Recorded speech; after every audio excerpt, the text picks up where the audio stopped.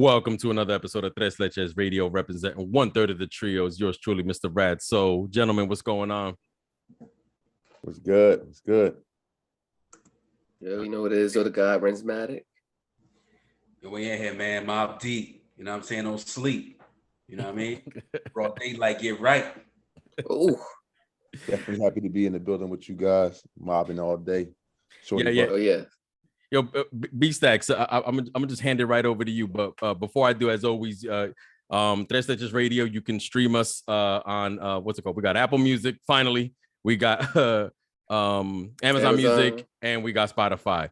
And you can find us at Tres Leches Radio on anything on the web. Google us, we are there. And with that said, B-Stacks, take it away and properly introduce our special guest for the evening. Yes, sir, man. We are. It's an honor and a privilege, man, to welcome my man, my mellow, my thun. You know what I'm saying? With a T-U double N. Speaking that thun language. From QB, aka Philadelphia, West Oak Lane, Mount Airy, Cheltenham. We in the building, man. My man, Mr. Armond James, man. Everybody give us a Yo. Round of applause to the audience. Here, glad to be on here with some intelligent brothers, man.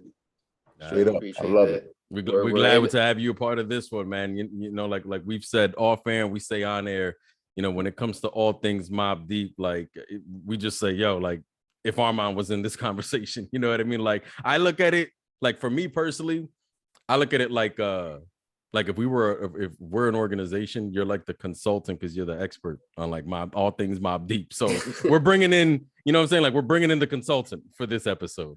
That's how I look at it. That's just me. I appreciate you. Yeah. And it's a reunion of sorts too, for people, you know, who might not know about the history of Tres Leches. Like if Tres Leches was like a branch, the 2 cents was like the tree that we, you know, that grew from that, you know, that branch that grew from. You know, so me and Ray, we were used to be the guests from those two brothers there, you know what I mean, Armond and B-Sack. So it's always an honor, always a privilege. And, you know, this is just, like I said, it's like family reunion, you know what I mean? It's full circle. Definitely. You know what I'm saying?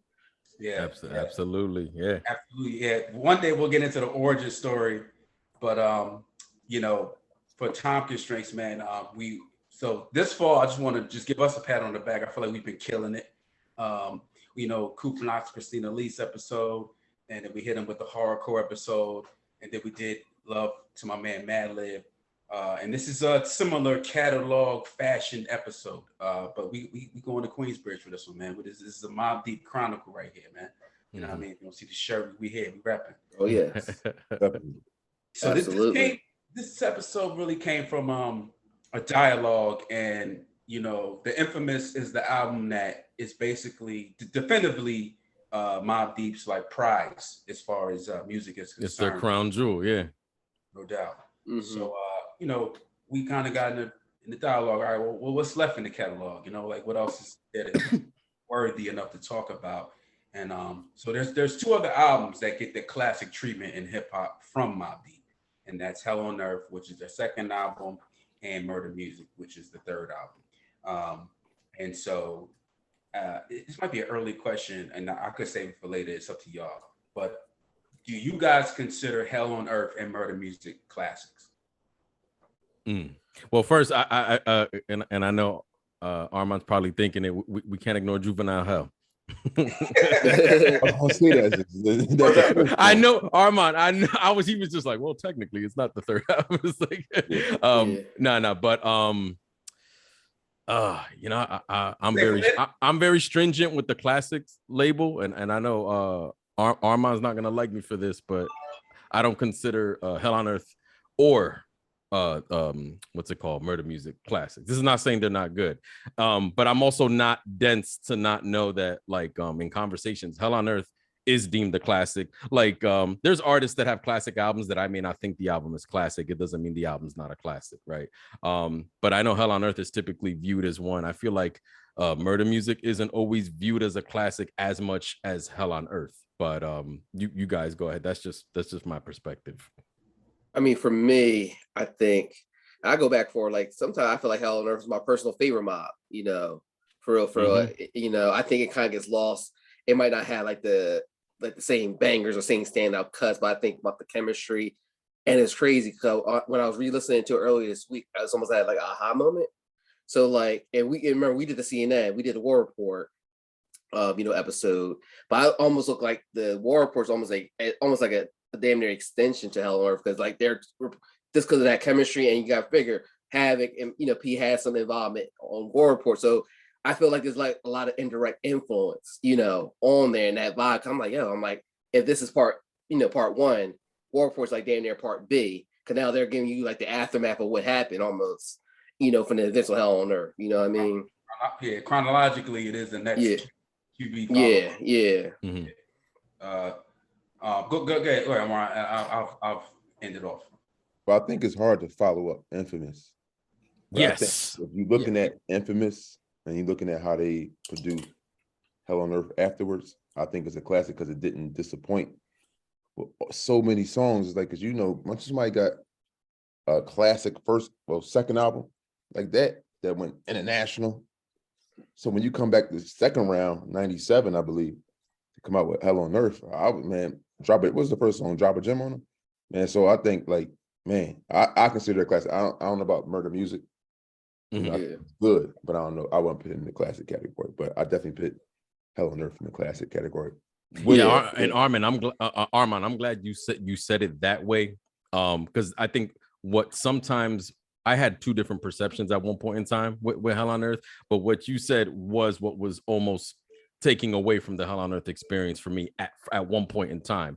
It's the album that follows the Infamous, and like when the Shadow was very big, it had big shoes to fill, so that used to throw me off early, like in the beginning, versus to how I feel about it now. We'll talk about that more later, but I'm glad you said that, because its placement in the catalog when it happens, I think has some bearing on the conversation for me personally. So I do agree with that.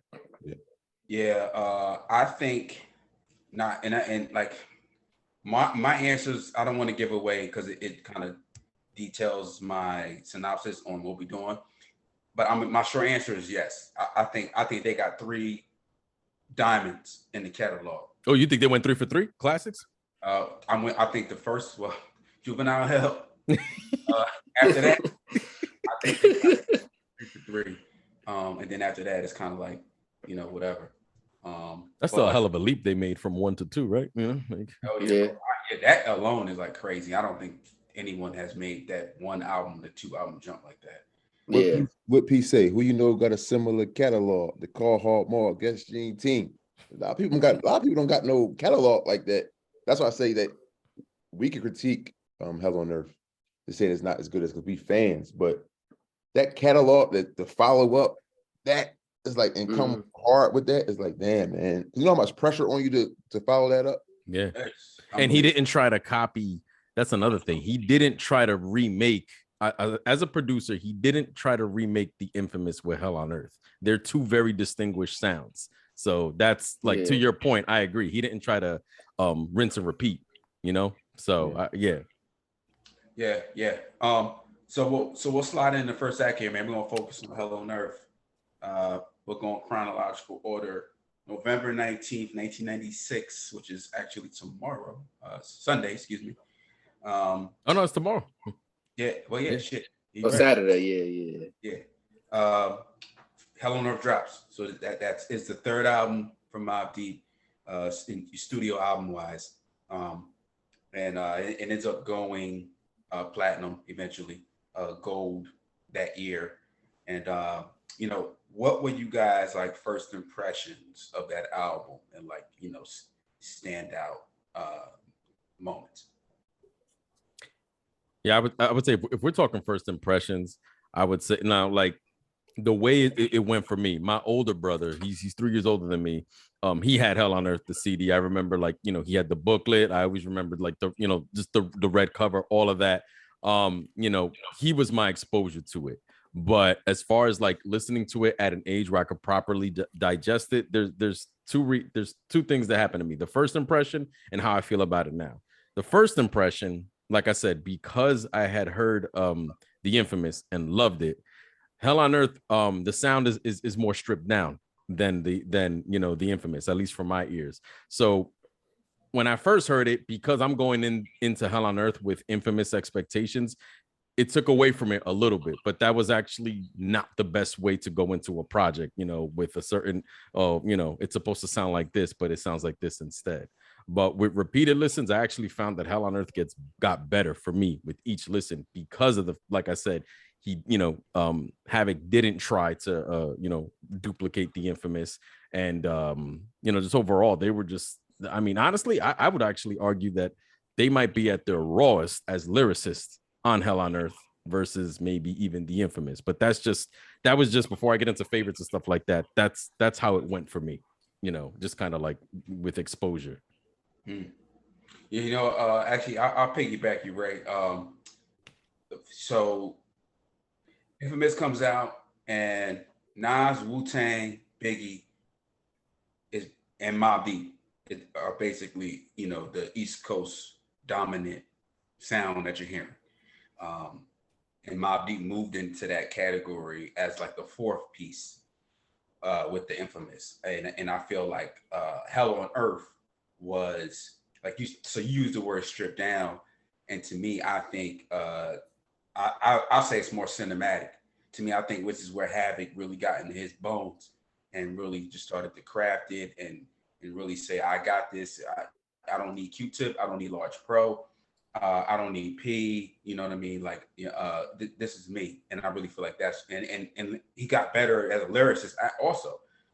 Prodigy, you know, probably is at its peak of lyricism here. It could be, that's debatable.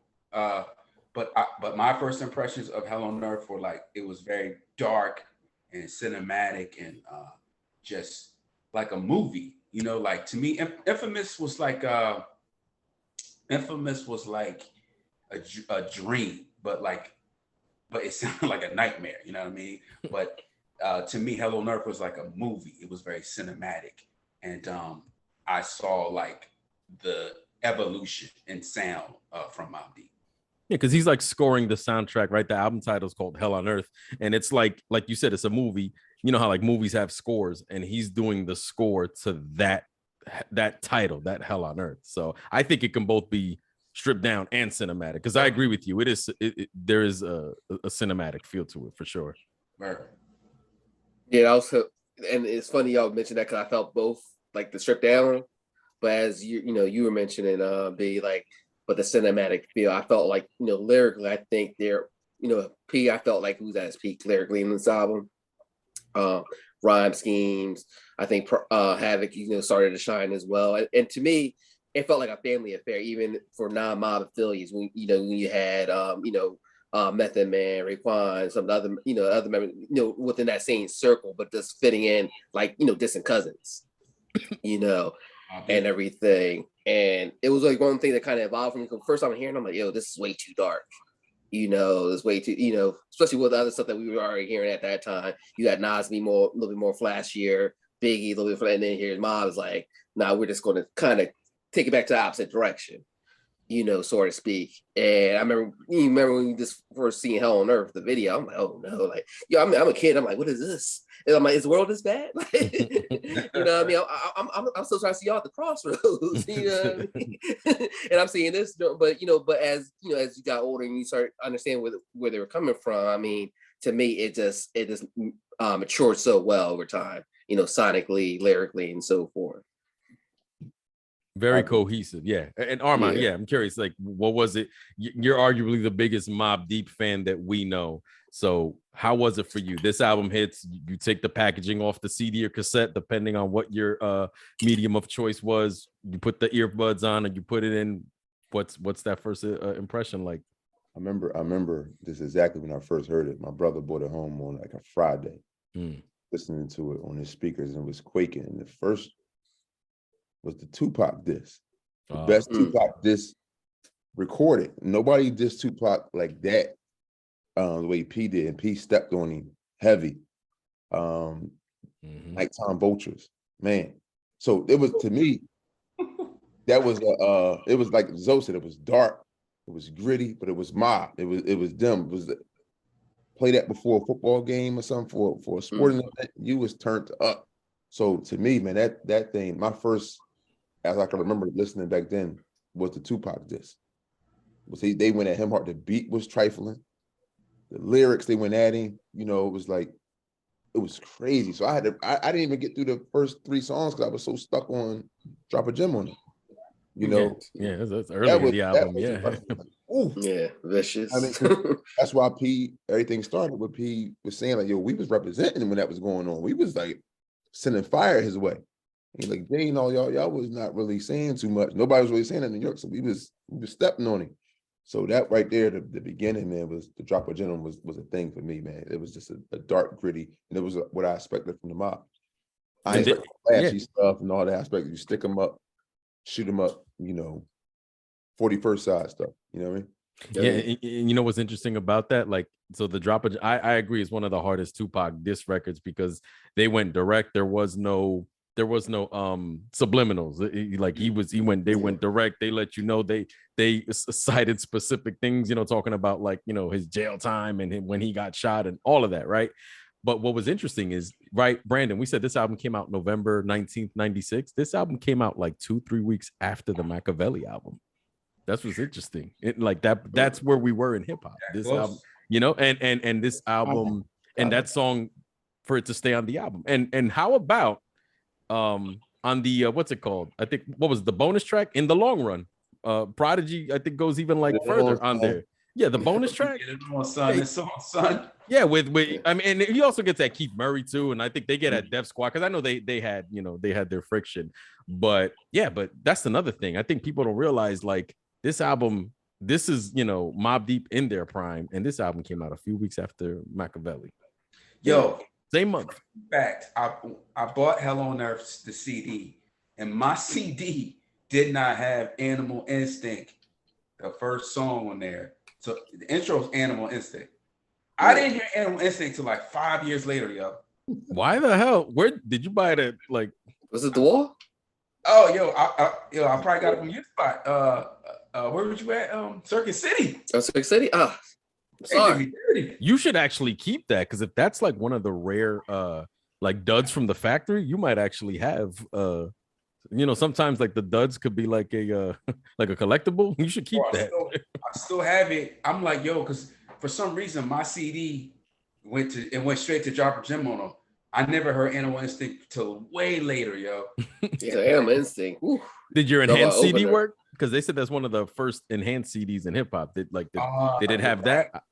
It wasn't enhanced CD. I remember that logo. But I don't know. Shout out to J Love because J Love is how I heard Animal Instinct. New York City DJ J Love, man. He's got Mad Mob Misses and all a lot of queens.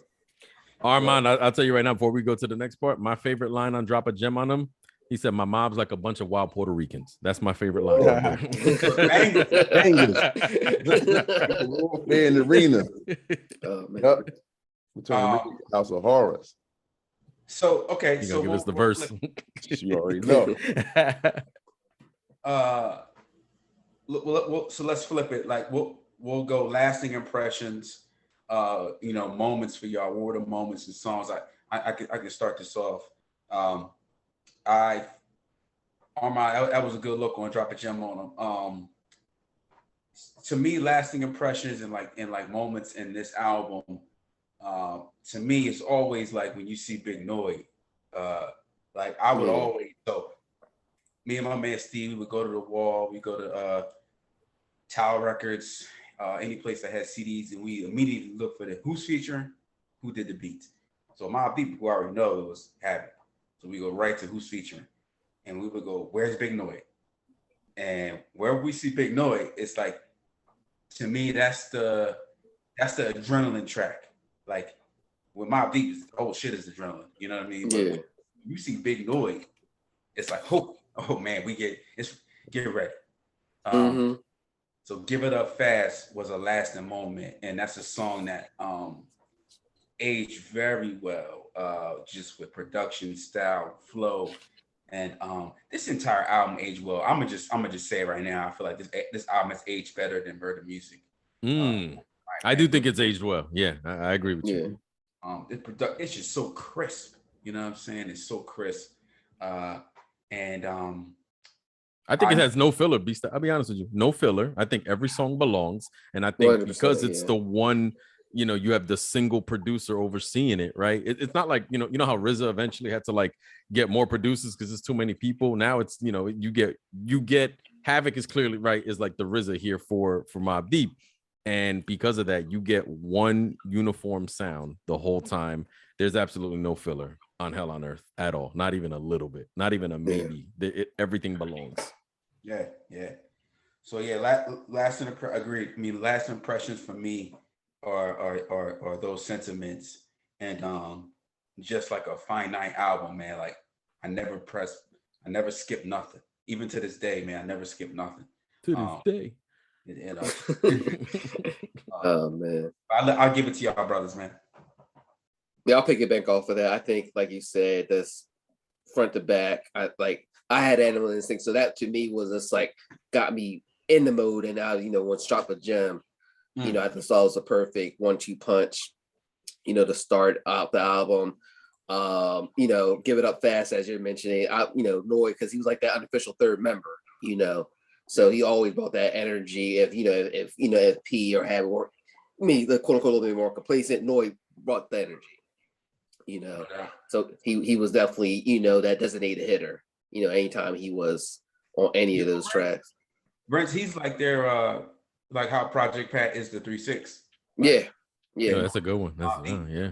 Oh yeah, for sure. Definitely agree. So I mean, you can't like really pinpoint anything that you say, hey, they should have did this or did that. This thing, everything they did, like you said, was cinematic. Front to back, the whole Queen Bridge connecting, like I say, woof, between Meth and Ray, sequenced nicely on this. I couldn't, pinpoint anything I could say, hey, it could have been done better. I think, like I said, I go back and forth. I mean, as much as, the Infamous gets that love, I feel like Hell on Earth is, to me, almost neck and neck almost. I just felt like this was like their evolution. Like you said, no more Q10, no more other, no more large pros. This is us. We're fully the mob now.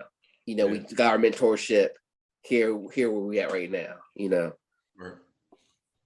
Yeah, I mean, I already pretty much said it for me. I mean, I would say, and additionally, I don't know if we mentioned it, but like other favorites, can't get enough of it, and then front lines, I'm saying, like I said, it's a cohesive project. It stays in one gear, and like I said, this is a soundtrack to like what some of the landscape of hip hop was in '96. If you were doing like if somebody said do a history book report, like this is one of the albums you're gonna go to. I mean, you know what I'm saying? It, and like I said, even down to the Tupac involvement in it. You know what I mean? So I think this is a key piece of history, especially in '96 hip hop. So there's the Queen's history element of it, and then there's just what was the hip hop landscape like in '96, and you can't leave Hell on Earth out of it. So and then listening to it now, like Brandon, like I always say, like the thing you said, listening to an album outside of its moment, right? You get to really hear it for what it is, and I actually like it more now than I probably did 5 years ago, to be very honest with you. So, yeah. You last up the bat, brother. Yeah, most definitely. What's the thing with Nas? Give It Up Fast, get out the airport, Mob put me up in the truck. Joey Chunky like, fuck, I ain't scared to get stuck. Man, how you start up every time, one thing about P and like rappers like Nas, the first 4 bars or 3 seconds in, you already know they're about to go in. So, and I always love how Queensbridge, Nas was always featured on their stuff, or they featured on Nas stuff. They always kept that QB sound. Yeah. So he had to be on Hell on Earth. He had to be on Infamous. They had to be on It Was Written. So that right there, but that's one of my other pieces right there, is Give It Up Fast. And just the mindset, that album back then, man, like, bro, it didn't come off. Like I think I go through every song and know the back to front, the verses, Havoc, and that sound. I don't think Havoc gets his props for being one of the top-notch producers in the game, because he never wavered on that sound, and no other is a unique sound that nobody else has had. You can get like some primo stuff with it, but he has a unique dark. Yes, his sample skills is bar none probably better than everybody. The way he sampled outside of primo is like somebody.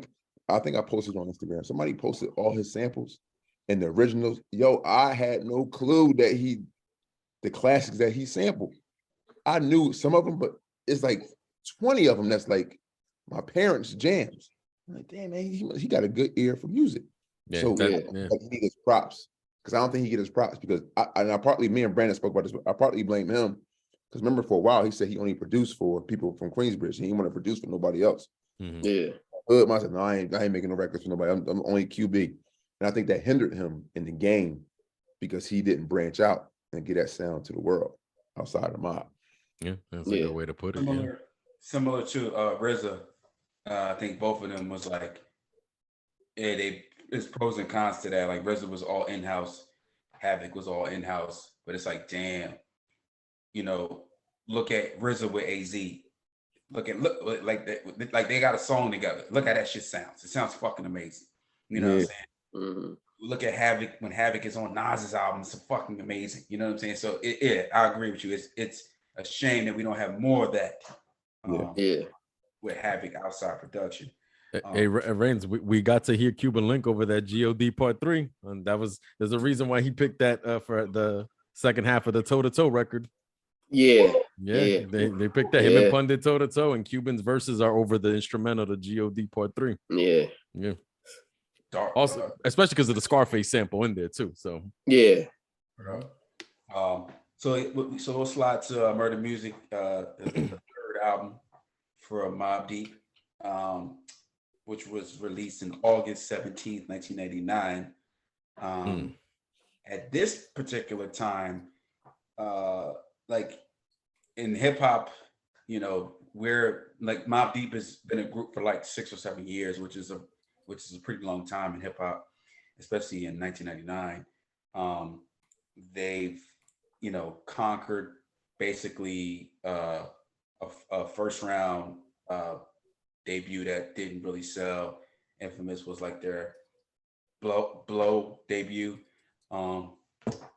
They got results with Hell on Earth, and here we have Murda Muzik. I remember in 1998, this was like one of the most most bootleg albums like all time at that point. It was delayed because of it, right? Like that, this was actually supposed to be out in 98, right? Like, bro, and we got a 98 episode on that. That's on ice, but add this to the 98 list, which is even more phenomenal. So this gets pushed back to 99. But what are you guys' first impression / standout moments from Murda Muzik?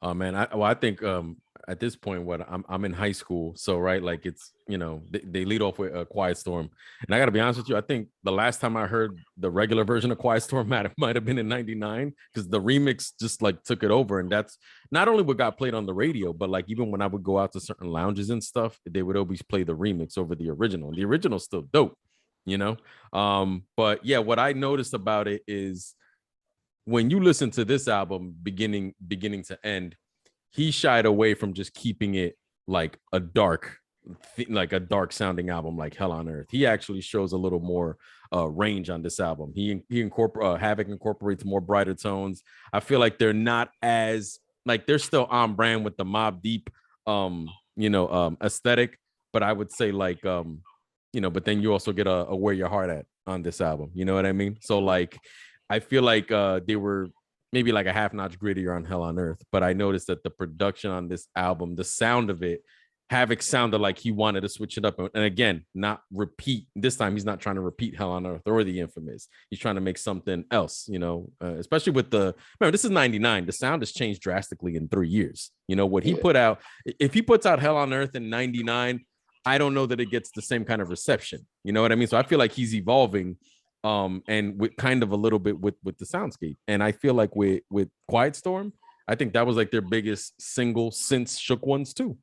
You know what I mean? So that was just like an early, just early, like, upon like initial exposure to it. Yeah.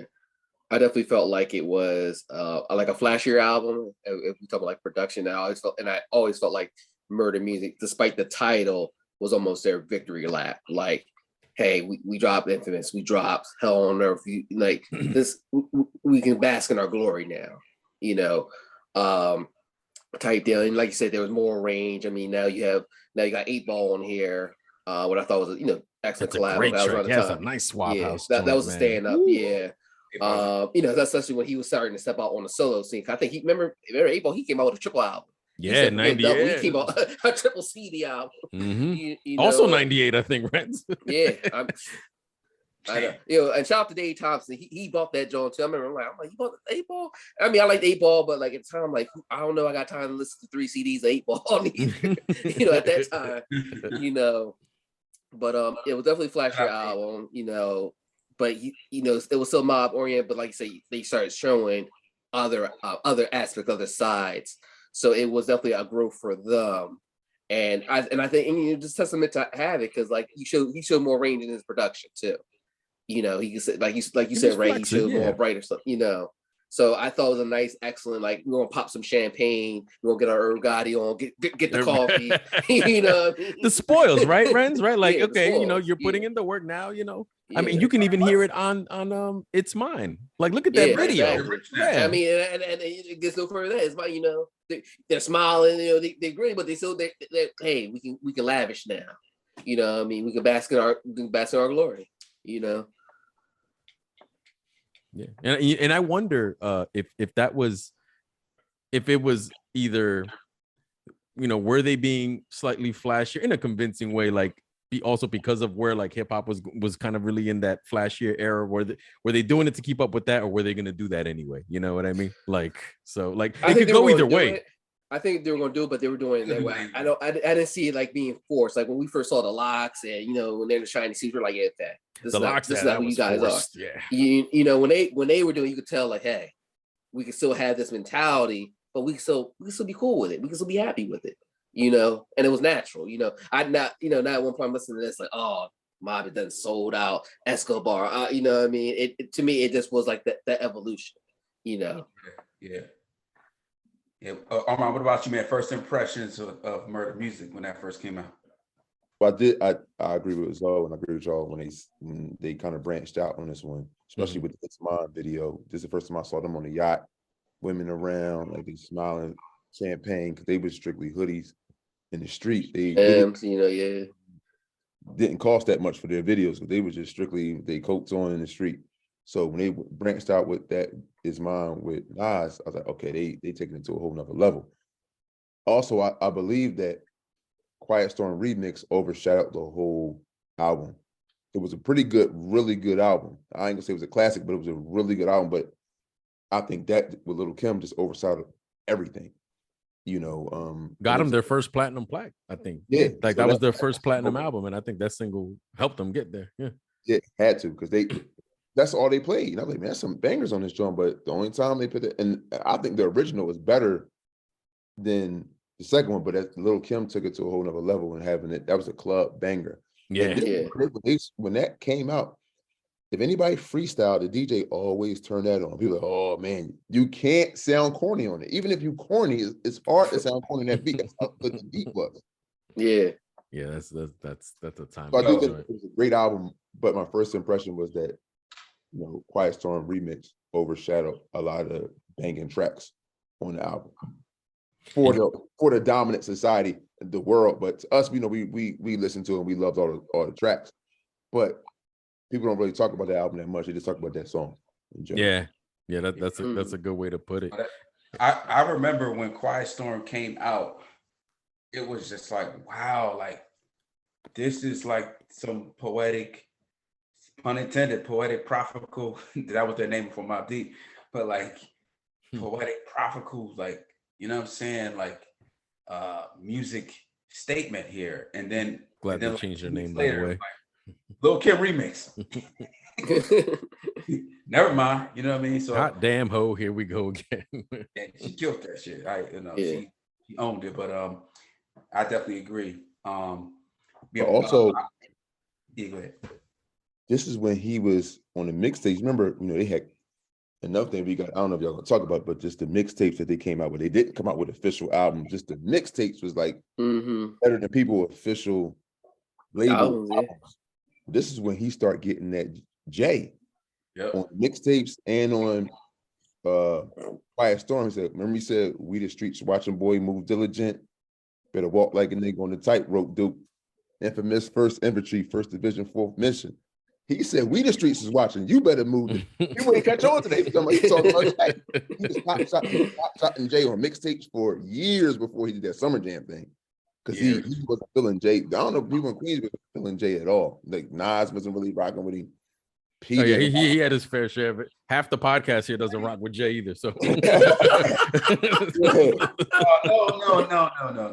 man. I mean, but we like Jay.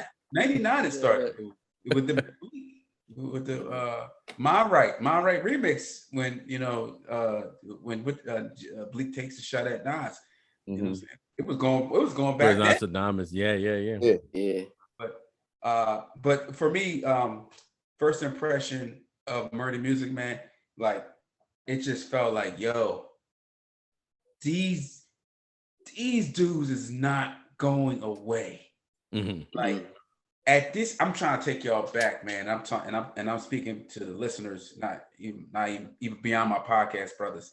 In this time, it just felt like, yo, all I hear is Mobb Deep dominance. Like they are never going away. Like, damn, another belt, another championship, another win. Like that's how I felt, yo. Like how people hear Drake all day long on the radio. To me, that's how I felt in the street. Like the Mobb Deep ring in the street. Like, damn. Like it just felt like forever. Like yo, damn, yo, they not like they just never gonna lose, yo. Like that was my initial thought. Like they never gonna lose. Like they did it again. Like I can't believe this. You know what I'm saying?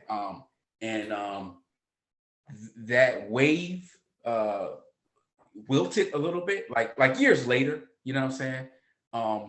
We'll get into that in the next round of thoughts.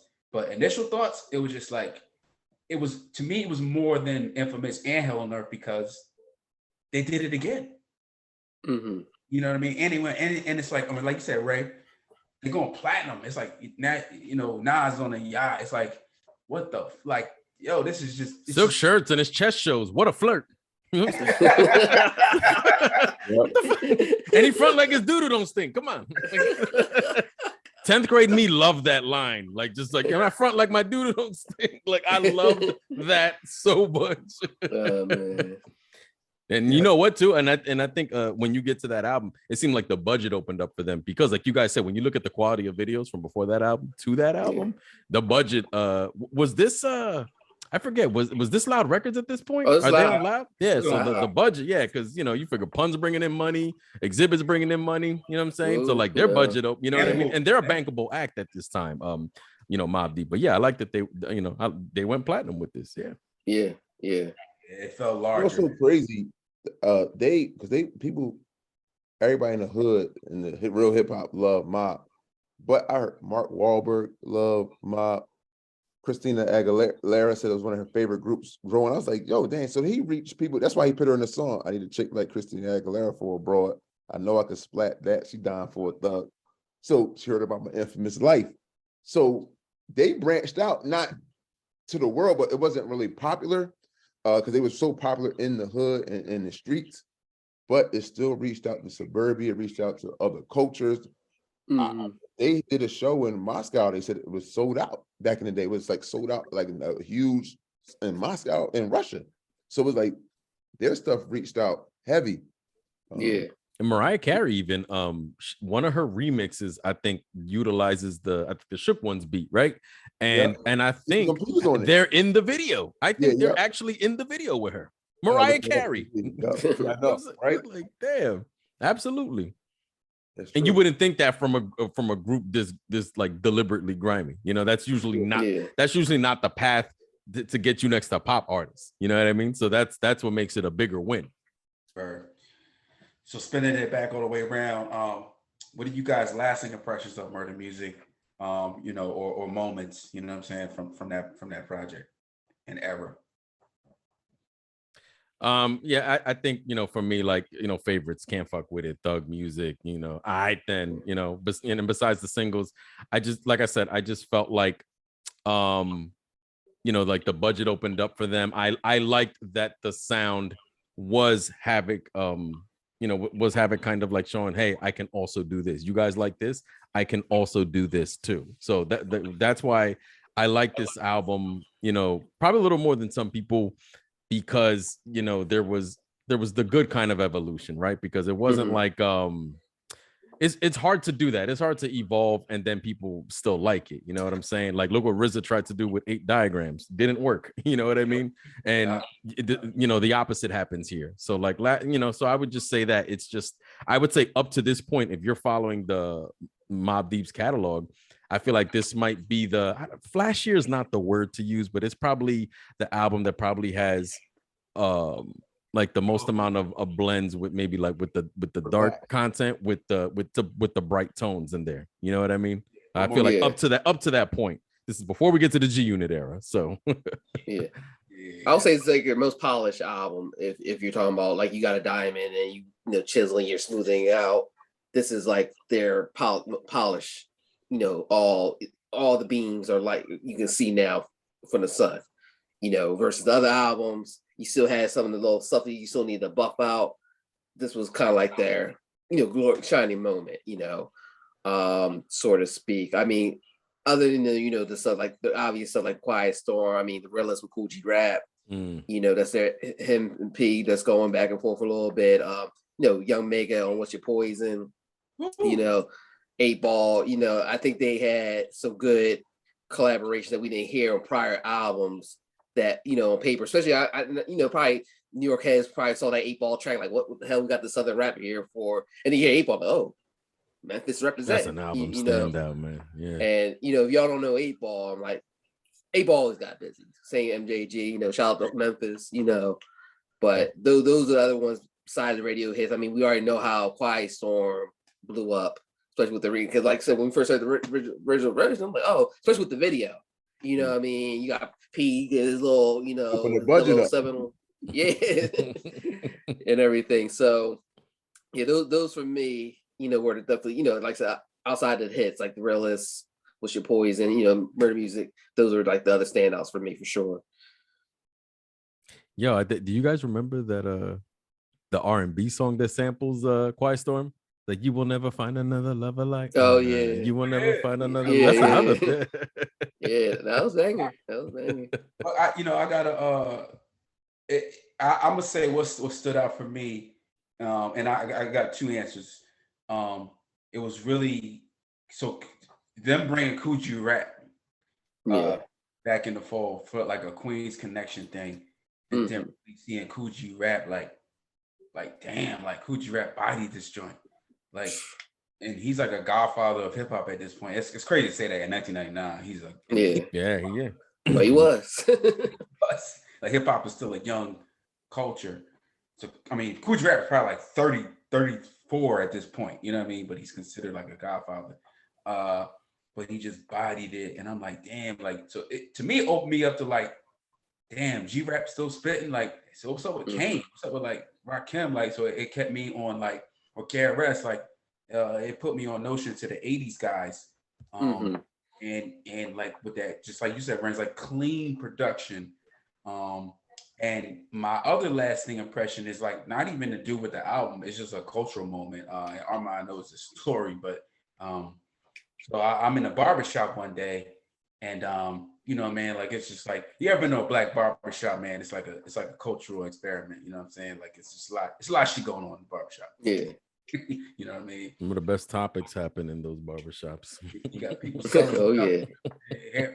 hair cutting is a rarity, you know what I'm saying? Back when I qualified to go to barbershops. Everybody's looking at me like, you liar. Like but the speed of the story, man. So I'm my barber at the time was like not available. He might have been locked up or something. I don't know. Whoops.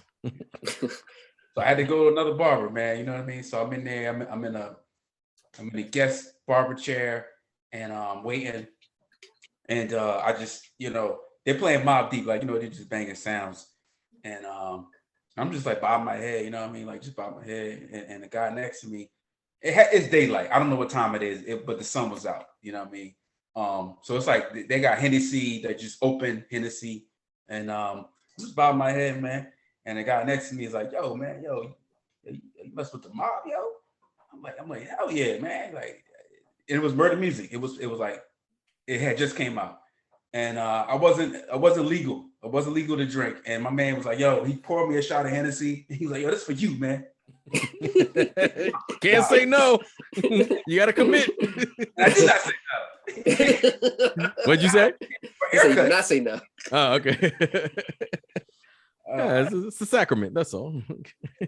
but years later, man, like I didn't get it at that moment, but I got it years later. Like, it's really like a communal thing. You know what I mean? It's a connectivity thing where it's similar with the Locks, with groups like Wu-Tang or Outkast and 3-6, but it's just like if you have this feeling and you have this connectivity to this art form, people feel safe, like you like, or you're covered either way. Like you either protected or you're safe. You know what I'm saying? And that was a lasting impression that I felt around this time around Murda Muzik and really fine thought. This is summer of '99, right? The album came out. So if you had it, if you're experiencing this. I mean, if this when it first came out, you're experiencing it in summer '99, man. Bro, it's ridiculous. Armond, man, you got the last, you know what I mean, last one on this one, man. The last impression for me was finally they got their national or international flowers. So, you know, you get like Zoe said and Ray, you know, their budget opened up because they know I can invest in them and we're gonna make money off them because they show and improving. Because the Prodigy video looked like it was like some type of Matrix type of mindset. When he's in the building boy, had the military people out there. On that video. So I think they got their flowers and I think they tried to show it a little bit more. If he's getting some money, you know, with Nas on the yacht and all that stuff, the women around. So because that wasn't Mobb Deep from Juvenile Hell, Infamous, and Hell on Earth. That was straight grimy. And they still was grimy, but they opened it up a little bit. So I think that was the last impression on me. Like, now everybody know about Mobb Deep. You know, girls was dancing to Mobb Deep stuff and singing Mobb Deep songs. That was never going on when people listen to Mobb Deep. So I think flowers after this album. And they solidified their legacy with this album. Also, you got maybe 2 out of 3 classic albums, but they was major albums, all 3 of them. Yeah, so, they went 3 in a row. Yep. Like like to your point, like sometimes to make I'll say to myself, all right, for any artist or any group, I'll be like, what albums go in the good pile? Which ones go in the bad pile? Like if I'm just like trying to make it to like there's only 2, you know, like so that I'm not like splitting hairs or whatever. I think these 3 for them all going. So whether you think 2 of the 3 are classic or 1 of the 3 or all 3, they all go in the good pile. These are like if you're putting somebody onto Mobb Deep, you know, you may have an order to which albums you may steer them with first or whatever, but Murda Muzik is going to be included in that order. You know what I mean? So I agree with that. And this made me think about like where do they fit in the pantheon of like groups and duos? You know what I mean? As far as like, you know, the Wu-Tangs, the Public Enemies, the Eric B. Rakims, EPMDs, Outkast, Tribe, De La, Cypress Hill, and I don't know, like I think Murda Muzik put them, like we can all agree and disagree on where they fall, but I think Murda Muzik put them in that category where they can like now you can be at this conversation like career wise, like okay, like well they just did this and they reached this audience and you know right, because some people will try to hang that over people's head, right? And now it's like that's an interesting way to put it.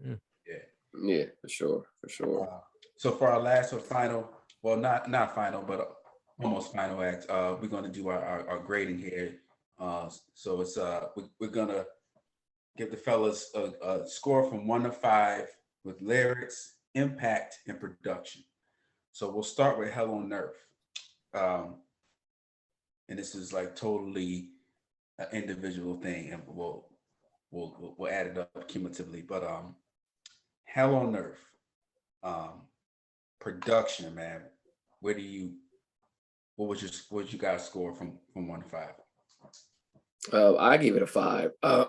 See, like I said, dark album, but like like we were saying, so cinematic though. Like everything flowed seamlessly, nothing seemed out of place or whatever. And I think I didn't start realizing until I was working out to it, because when I was refreshing myself the albums, I'm like, man, this, because I remember listening years back, I'm like, it's kind of dark, whatever. But more I listen to, I'm like, man, this is some quality production, and from beginning to end, like I said, there's really nothing skippable, nothing where I would say, hey, they should have maybe tweaked this or tweaked that.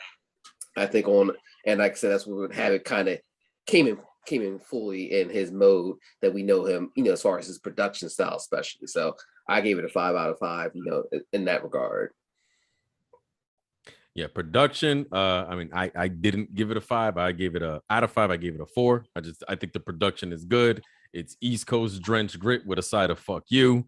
He you know what I'm saying? Like he understood the assignment well. And I think a part of it is I've seen where Havoc could go before.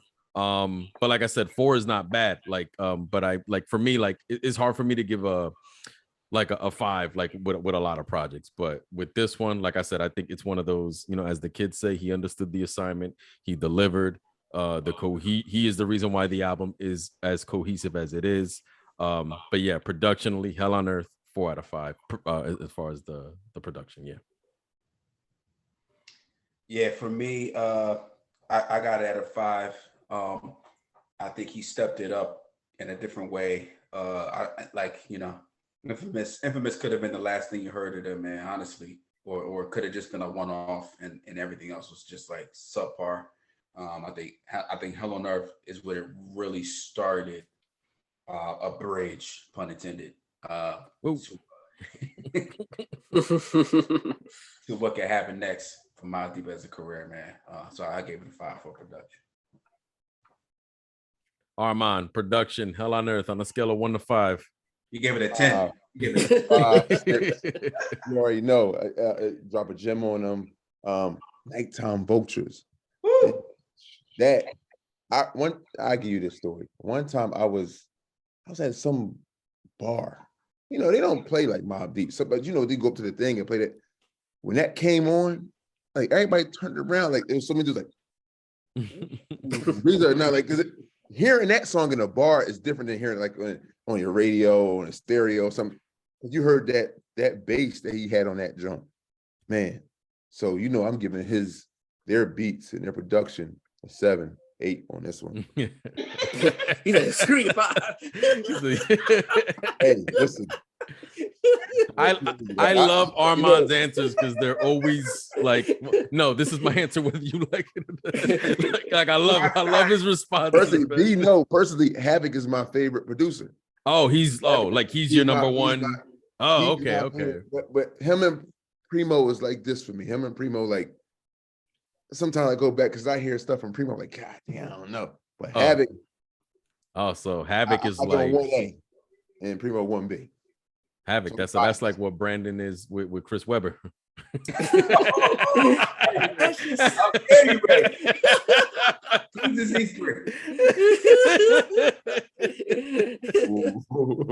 Man. We'll slide over the lyrics. I can start it off for Hell on Earth. Oh, you're gonna go just Hell on Earth for all 3 and then Murda Muzik all 3? Yeah. Okay, just making sure. Okay. All right, cool. Gotcha. Right. Yeah. Lyrics for Hell on Earth. So for me, I had it at a 4.5. I feel like Havoc has stepped it up here. Like Havoc lyrics on the Infamous were like not as good, but like good for me. Like like definitely more than listenable. But I think Hell on Earth, he stepped it up more. I think you got Prodigy. Prodigy is pretty much in prime form here. I think what I didn't mention in the Murda Muzik segment. Well, I'm gonna save it because we're gonna get the Murda Muzik. All right, yeah. So yeah, 4.5 for me for lyrics for as a whole for Hell on Earth. Yeah, I'll piggyback off that. I went 4.5 for Hell on Earth lyrics as well. I think with both of them, right? It's just the way they complemented each other. But again, in sticking with the theme of Hell on Earth, I feel like with this album, they were just incredibly brash on here, and that's what the production called for. And look, Armond was quoting Drop a Gem on him earlier in the episode for us. You know what I'm saying? Like there was no filler. Like these all felt like whatever song he was doing, it felt direct, it felt blunt, it felt believable. So 4.5 because for the reasons I said. Man, I had to go 5 on this, man. I'm sorry. Like, I just look at the Prodigy in his own, Havoc, and then, like I said, everybody who contributed to the album came correct. There's nobody who came in and said, yo, what the hell was this? You know what I mean? Whether it was Big Noy, whether it was LG, Chinks, Nas, the Wu affiliates. Like, everybody had an assignment. Everybody got an A+ on their assignment. Like everybody knew what they had to do. And like I said, this is the chemistry with this so fluid. Armand's like 10, 100. The beats were criminal because I felt like, I was a good dude in my life. I wasn't never listening to criminal, like, God damn, I'm gonna go smack somebody or something. Like, that's how criminal the beats was. I'm like, Havoc and what to Ray said, Havoc sent it to another level with his lyrics. When he had that what's the song? I forgot the name. The John, he's talking about the girl that set him up, the girl that set him up. Oh, that the title. I don't know how I forgot the title, but that he went in on that one. He went in. I was like, dang, so he really holding his own, because it was like you was judging who had the best verses on their songs. Like usually you knew it was P. But after that, I'm like, damn, they both really go in on this album. So I give that definitely a 5. It was definitely a 5. Cool. So lastly, for Hell on Earth, impact, lasting impact on that project. I can start it off here.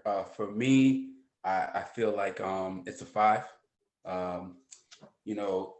Even though it's kind of out the catalog, out the top three, I feel like it has the least amount of fanfare.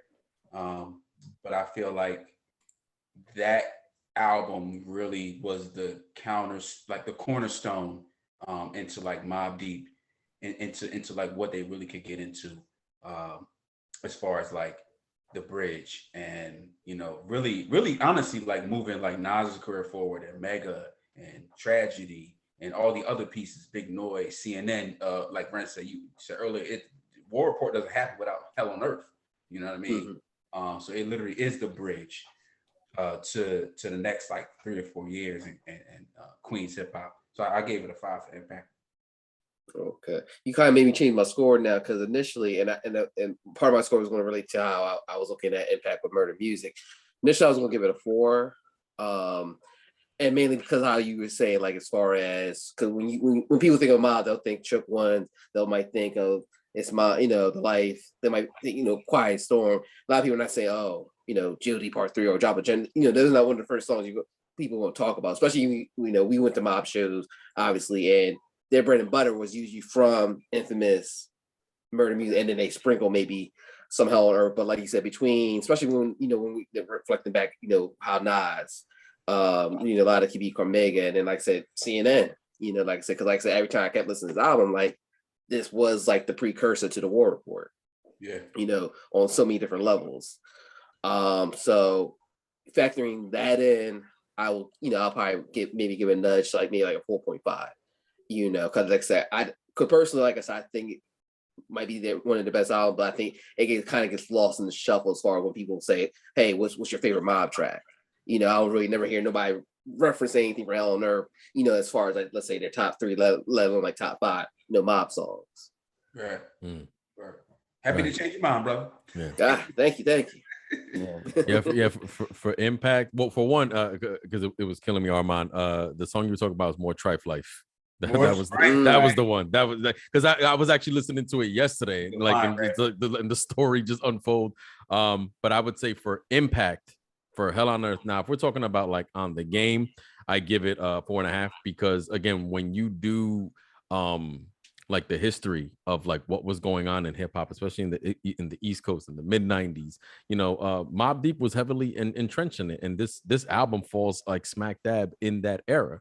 You know what I mean? So like, you want to know what was going on, especially like I said before with the Tupac angle. Like these guys are one specifically more Prodigy, I feel like, are going at the biggest rapper like in the game, or possibly in the world at that time there, and they're not holding back. You know what I'm saying? Like it's like, it's a good documentary of the landscape of East Coast hip hop, especially how they're putting on for Queens. Like you said, there's a lot of camaraderie with Queens and how they only worked with each other and how they helped move each other forward. And this album is one of the reasons why Queens is known for certain sounds, certain styles, certain slang, dunny language. You know what I'm saying? And I just think this album, like I said, it falls heavily in there. So when it comes to impact on the game, I gave it a 4.5. So Armand's next question is, why wasn't it 5 for you? I think 4.5 is good. I think I'm between the 4.5 and the 5. The impact, because just being the album after Infamous and the way they performed on this album with like you say, the production, the lyrics, the impact. I gotta go with a 4.5 or a 5. I'm gonna go with a 5 because I don't think nobody expected it, and the pressure to make a really good album after a classic.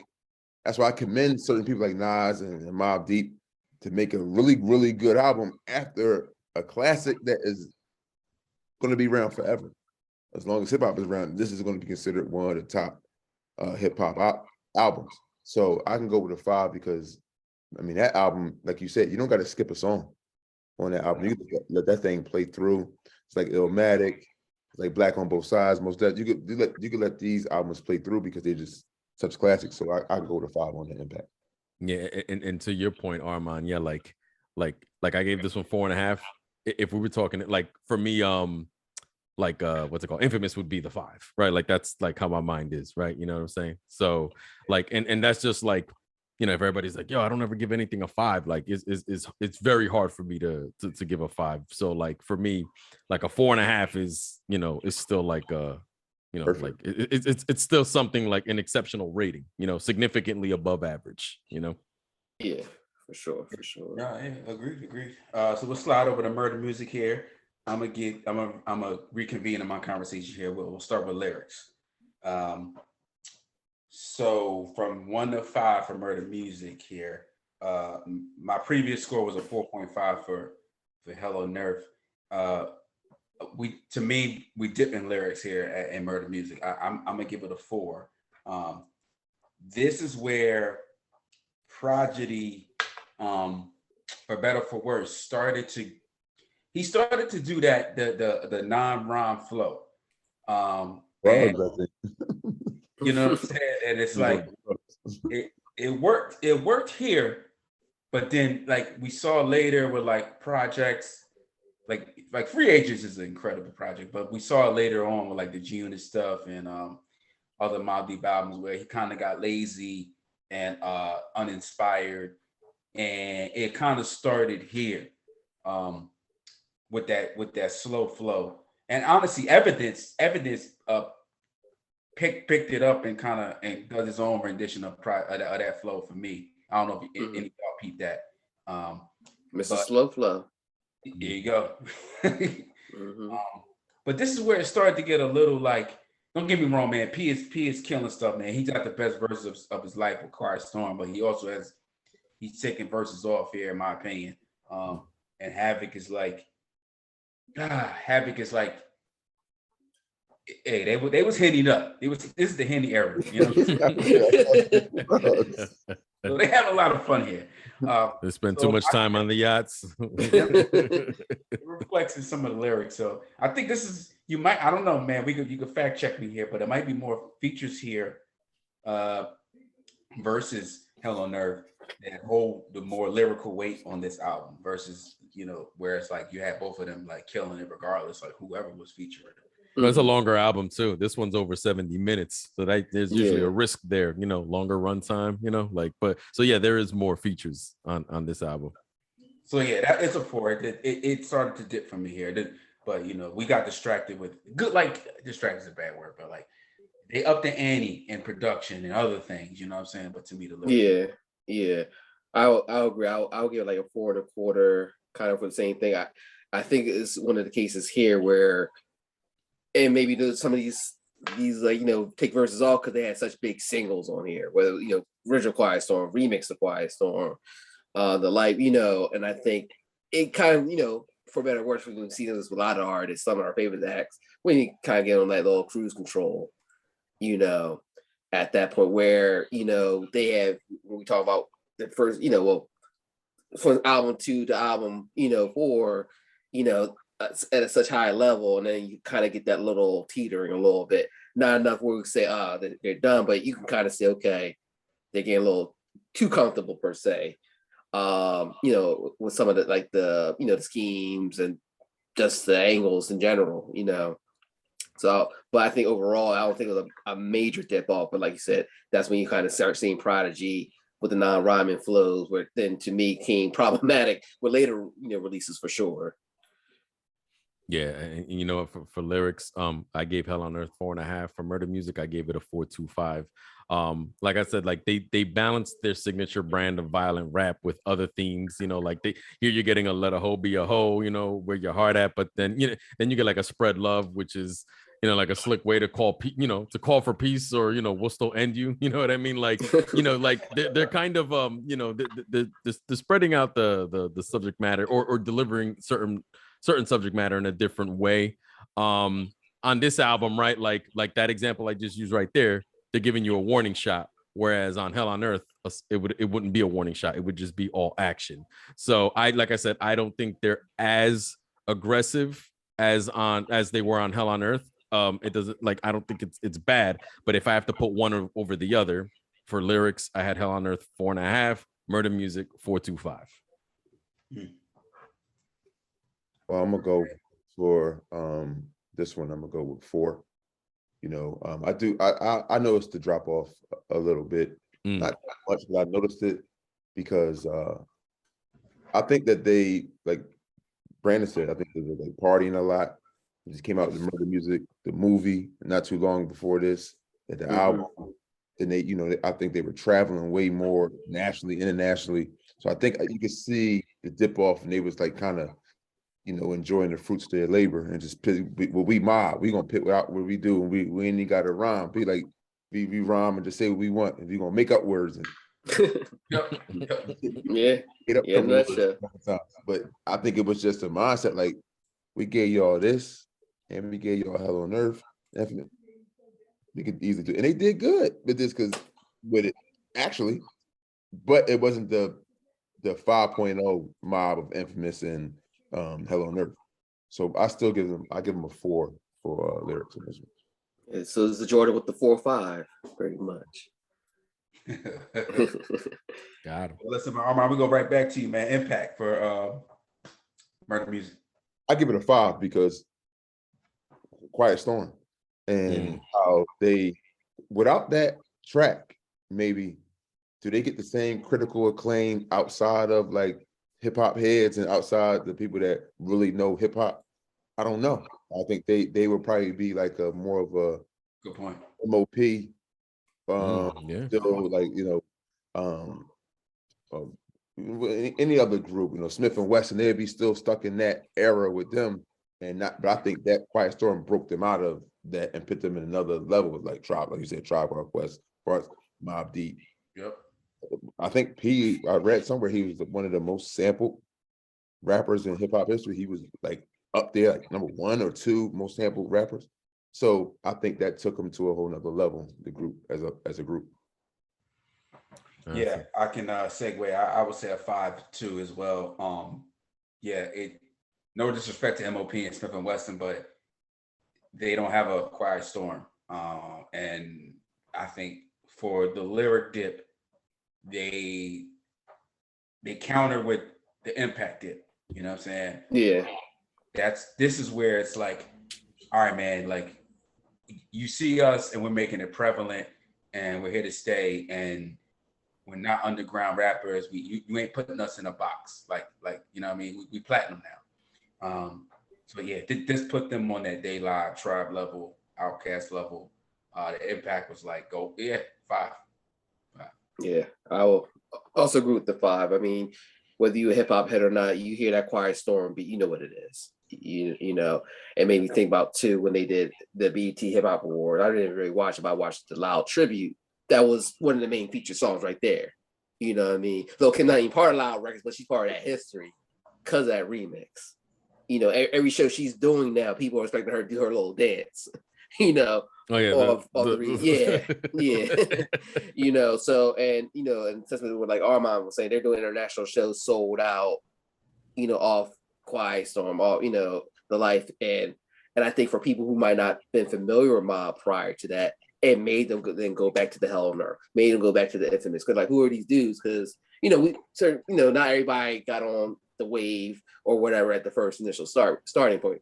You know, that's just music generally, especially during that time. There's so much good quality stuff, a lot of stuff. You know, for some people got lost in the shuffle.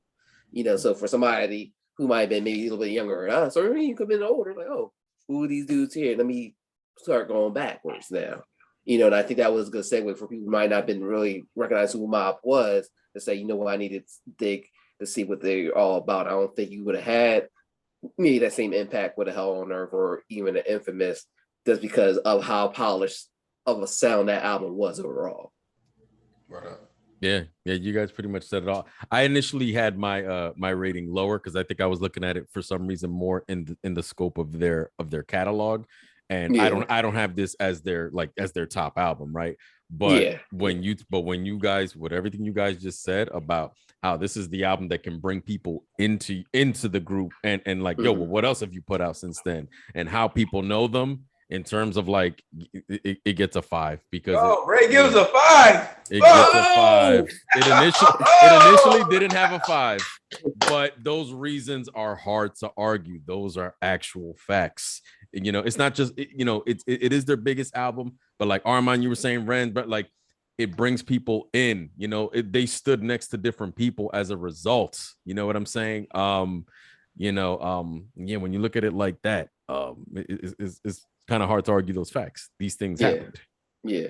I would say Hell on Earth is a better album, clearly, but it doesn't have the same impact Murda Muzik did for them, you know. So this was our first category we all agreed on. We had 5s all down the road, all down the board. So last category, production, Murda Muzik, Ray, go right back at you. So production, this is where we'll probably definitely be different. So if I gave Hell on Earth a 4, for me, Murda Muzik, I gave it a 4.25. I just, again, the one thing I've been saying throughout this whole night, I prefer the range Havoc displayed on this album after he clearly mastered the dark tones on previous releases. You know, I feel like he legit challenged himself to incorporate different sounds to deliver on-brand Mobb Deep music, but bring it into the 99 era, you know. So I just genuinely, I think both albums are produced great, but I guess for my ears, I have Murda Muzik just that quarter notch above Hell on Earth. And for some reason, it is the variety of sounds, especially because you hear a lot more of those pianos and stuff, like just those brighter tones just bring my ears in more while they're still talking shit, you know. So there was a good yin and yang going on there. And I don't know, it just worked for my ears. But because these two albums sound very different, I could see why somebody would be on one side and one on the other, because Hell on Earth and Murda Muzik do not sound alike sonically in the slightest. So there's gonna be a divide with these two albums, like just easily. So I gave Hell on Earth a 5 for production. For me, Murda Muzik, I gave it 4. I thought the production was good. Granted, like I said, as you mentioned, Ray, it showed better range, but at certain times I felt maybe that range still didn't complement the overall scope of the album, you know, at times. Right. But like I said, if we were talking about diversity, I mean, he definitely flexes diversity there. I just felt like certain times that it, maybe certain things could have been tweaked a little bit. And maybe that because, as you're mentioning, we're used to a certain sound from Havoc, per se. And now we're kind of moving away from it where, maybe somebody like me more like, I need that darkness, and now, it's a little too bright now. I think certain Mob fans are gonna want a certain something, certain sound. It's just because they were so good at it. Exactly. But I mean, if you're still comparing it to other, producers around that time, I mean, he's crushing them. So, 99 regardless. But if I'm looking at it, compared to other, works, four, which is not bad at all. That's very solid. But I would give it, four, rating for the production. You got Armand. You already know I'm giving him a 5 piece. he's like, how dare you give him a 4? Think about it. But my logic behind it is that Quiet Storm. That beat is changing my joint right now.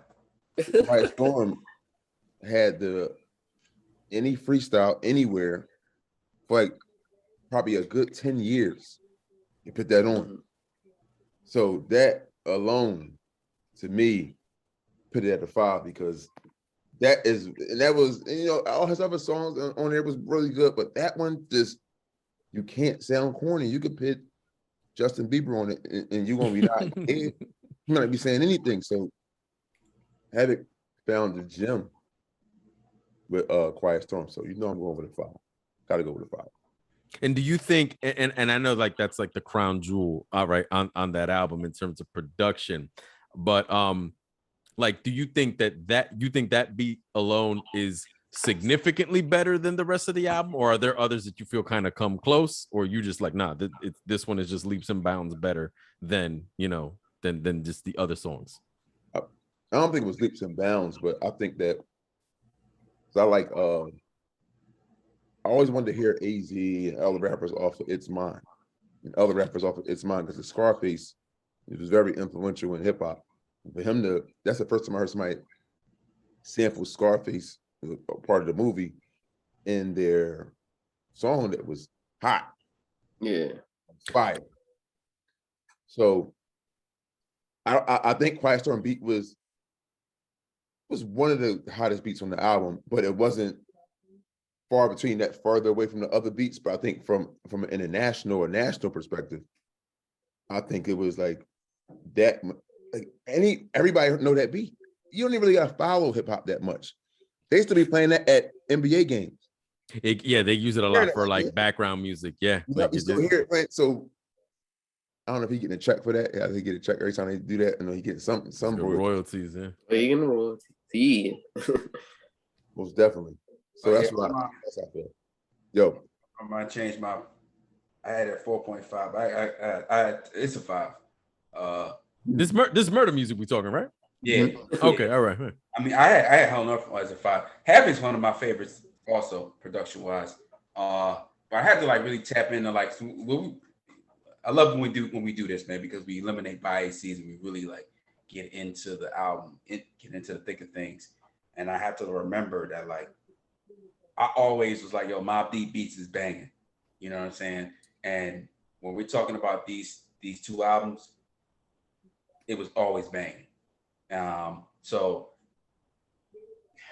Hell on Earth is banging in a different way, you know what I'm saying? But that doesn't mean that Murda Muzik ain't banging in another way. Like, so I give it it's a 5 in another way. You know what I mean? Yeah, it's a testament to the talent, right? You can have a 5 for 2 different reasons, right? And like I said, the 2 albums don't sound alike, and that honestly reinforces you guys having Havoc as like your favorite producers, or like a 1A 1B, because he just gave 2 different sounds to do 2 different albums that are otherwise well received. To different degrees, like it's hard to be the same person and create 2 different sounds like that, It really is. And not alienate your brand, Right. And I remember, listen, I heard, I was outside for the bootlegs, for the Murda Muzik bootlegs, and it didn't, certain sounds didn't sound like what came out of the Murda Muzik project as an entirety. Like I remember like certain tracks that they went on My Misses that sounded more like a Hell on Earth, you know what I mean? So what we got here is what we got here, but it was different, And yeah, so the Source rated it, like the Source, I remember, rated Murda Muzik and then rated the bootleg of it too. Like I remember, like it has 2 different ratings for it or something. Like they have a column with it, and like they gave the I don't know what they wound up giving Murda Muzik. They might have gave it a 4.5 anyway, but they did actually rate the leak as well. because I remember that. Because it's like 4 different songs on there. Like it's like the half almost. Yeah, it was a chunk. Yeah, when you look it up, it's a bunch of songs. That like there might be a third of the album that got switched up. Word. So that has to be taken into account. Absolutely. Cumulative score for lyrics, impact, production for Hell on Earth was a 57, and the cumulative score for Murda Muzik, lyrics, impact, production was a 54.75. Wow. So, but I would like to add that we had all 5 in impact for Murda Muzik. That's probably the closest it can get. You know what I'm saying? Before I'm gonna let Armond have the last segment of the show. But fellas, man, as far as any sentiments in regards to like Murda Muzik, Hell on Earth, Mobb Deep as a whole collective, man.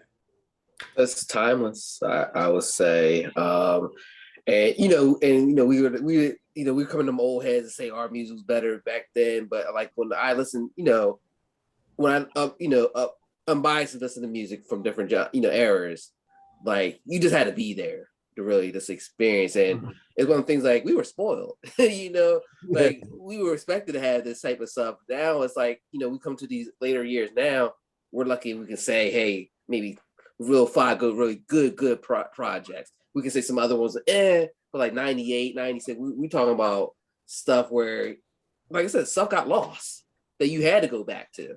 I don't really think you can say that with a lot of the later music, as we get into the 2000s, especially, now in the 2020s, with the streaming era and this. So it's, it's more, quantity versus quality projects.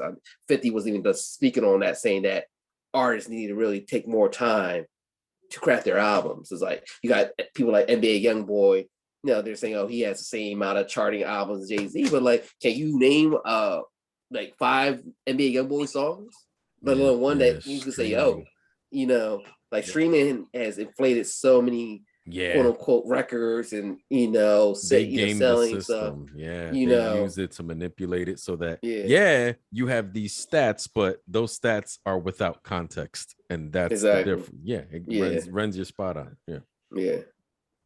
No, for me, I would just like to say there was an era in time where Nas, Biggie, Wu was the holy trinity of hip hop. Yeah, they're part of the East Coast Renaissance. They literally call it that. The East, because of the West Coast was like dominating, and like the whole East Coast Renaissance. Yeah, it's attributed to those guys. Yeah, Mobb Deep was able to get in there, and get and fit in there, and then you would have Jay-Z later, a few years later, but that was literally code. That was code. You know what I'm saying? Religion, street religion. So that with Prodigy's passing, man, things filter out a little different. But for folks like us, man, we'll never forget that legacy and music. And for me, I would just say, just purely from a music perspective, that if anybody listening to this, these are 2 must listen to albums. I know that with the conversation of Mobb Deep, usually it centers around like the Infamous, because that is their crown jewel. But there's additional music here in Hell on Earth and Murda. Like if you like Griselda, you're gonna love Hell on Earth, because there is a like just sound wise, and I actually prefer the Hell on Earth sound, so maybe like a lot of Griselda, because their stuff tends to get redundant with the production. But I just think if you like that dark kind of gloomy sound that they're doing, if you Hell on Earth would be like the precursor to that, but I still say there's 2 great albums here that you should listen to, beginning to end.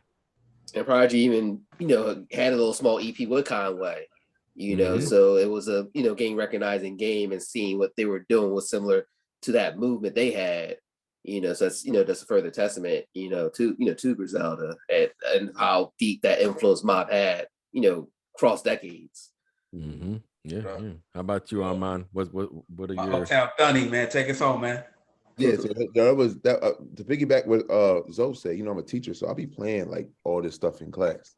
And the generation we come from the golden era, like maybe the 80s, from like R&B, 70s, 80s R&B, and 90s R&B, because the kids listen to all that stuff still. I play some stuff and they be like, yo, can you turn that on? They be nodding their head. So they know it's better, but they just say that they don't feel like, what they say, they don't feel like thinking too much now about music. They just want to hear some nod their head, that's it. They don't really care what nobody talking about. Like we cared about what people were saying, production, all that stuff. So I do think that they had their impact was amazing. They practically raised a lot of us off of music, and they kind of it made me and a lot of my friends a little bitter about the new era of rap because we were so like, yo, if you don't sound better than AZ or Nas, that's unfair. Because it's like, you know, no, how you gonna say Nas? It's like saying if you don't play like Kobe, I ain't really trying to see. Well, that's unfair because Kobe and them, they're at a different level of stature in their game. Right. So I do think that we were very privileged to hear them and you know be raised during that era and hear their music. And I think it's very influential. Even my students right now, I teach 10th grade, they know what Quiet Storm is. They heard of Mobb Deep. So, and none of them was even born when they was in their heyday. So, you know, Mobb Deep was a part of me. Like even my ex, she got the Mobb Deep Hell on Earth thing on her hand. She was such a fan. Wow. She was a fan. So that, you know, that's how I connected with her. You Like, said she's your ex. Now she has to explain that story to every guy after you. yeah. You did good, Armond. You did good. I got to tap the mob on her arm. Like, you know, that's how I was rolling with it. So that's one of my favorite groups of all time. And it tainted me, man, with hip hop. Made me like, yo, I expect A+ from everybody, you know, when you putting out work. Yeah, the bar was set for you. The bar was set in a way where if you know what you like, how you can't fake liking something else more. You can't. You just you hear it and it's either this or not, you know, as long as you like, right? Like as long as you give it the fair one. And if you give it the fair one and it's like, I like this, but it's still not this. I mean, that is what it is, you know, like. So we missed out on the Locks and Mobb Deep instead of Dipset. Yeah, but Locks and Mobb Deep, if he was here, oh my goodness, you know how that would have. And I feel like Mobb Deep would have actually showed up prepared. Dipset did not come prepared. And there was a slaughter. Yeah. You're right. Yeah, absolutely. Oh, that'd have been perfect. Mm-hmm. Yeah. Oh yeah. So.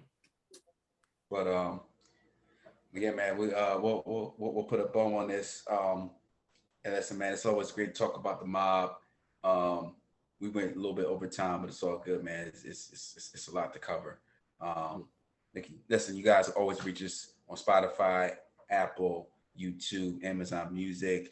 Hey, you guys got to rate and review, man. We got to get more alert on that. You guys got to comment and you know, just comment. You know what I mean? Let us know. Did you like it? Did you hate it? You know what I'm saying? Like, you want to fire me? What's up? Right? When I hand Ren's another pink slip. You Billy. Armond, that was an insider because my boy, like when we did the episode about like duos, and I think Renzo picked Gangstar over Outkast, or he picked Outkast over Gangstar or something, and my boy was texting me. He's like, what, that guy? He's like, he should be fired. Fire him. Like, and he meant it. Like, he felt that there was a chain of command where somebody could be fired just off an opinion. Yeah. Yeah, he texted me. He's like, that guy should be fired. So, all right.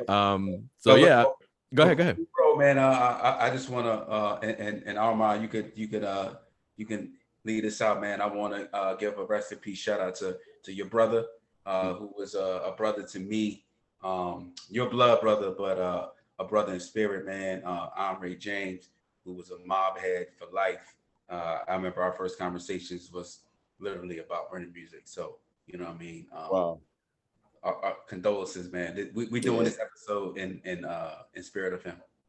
Good dude. Rest in really peace. Good dude from the limited, interaction, but always felt that love from him, for sure. You know what I mean? Yeah, man. Rest in peace to my brother, man. I wouldn't even understand mob and understand how to deal with girls or be the person I am if it wasn't for my brother. Even my students know, they were so taken aback because how they know me. They never met my brother, but they like, I was like, yo, somebody murdered my brother's like murdering me. You know, they was like, so they felt that because like he learned everything from me. So I know everything about my brother, how he lived, what he would have done, what he wouldn't have done, rumors about him. Like I know none of that stuff can penetrate because I know how we move. He gave me the game. So he's like a walking AZ Nas. You know what I mean? So his whole mindset is like totally different. So I thank him. It was an honor being his younger brother. And you know what's so crazy? He used to grind me up. He said, how the fuck you never been to a Mobb Deep concert? He's like, you bugging. And I always thought, like, I was like, I'm gonna go. I'm all around going out with girls. Like, I'm gonna go to the joint. Then P died. And I was like, yo, when P died, that devastated me. I was like, yo, I never seen Mobb. Everybody, yo, you never saw the Mobb in concert? And then my brother said, rag on me about that. And then, you know, now I look at things now a little different because sometimes my brother say, come over to the crib, you know, come see your niece. I'm gonna come over, and I never come. I'm gonna do this. And now my brother not here. So now it put so many things in perspective for me. About what is important. It's too late to make that amends now. But, you know, I appreciated him for everything that he gave me, everything my parents instilled in him. And I'm just excited that I'm just happy that I was his younger brother. And I got the skills to live anywhere on this planet at any time and know how to be my best self. I wouldn't change anything. 20 lifetimes, I would still move the same way in any planet, any area. So, you know, rest in peace to him. I miss my brother 1,000%. It changed me so much. I'm completely different than I was a year ago. But I just started listening to Mobb again because it was like a negative thing to listen to Mobb because I thought he was everything with Mobb. So just hearing P was like, it'd get me emotional, you know, because I'm thinking about my brother. So I thank you guys for having me on this podcast today, just to be reminiscing about my brother. And I know he around somewhere listening and, you know, cracking up about UB and all that stuff. So, you know, it's still listening also too. So, you know, rest in peace to my big bro. Yeah, rest in peace for sure. Definitely would have loved to have known his ratings on these. So, and 5 all day. 5 all day. Like 5. He's like, no, 5 easy. Yeah. It's all day. Quick conversation. Oh yeah. All right. Well, Armond, once again, a million thank yous for coming through. Like I said, we have been talking about, we always knew anything Mobb Deep had to include you.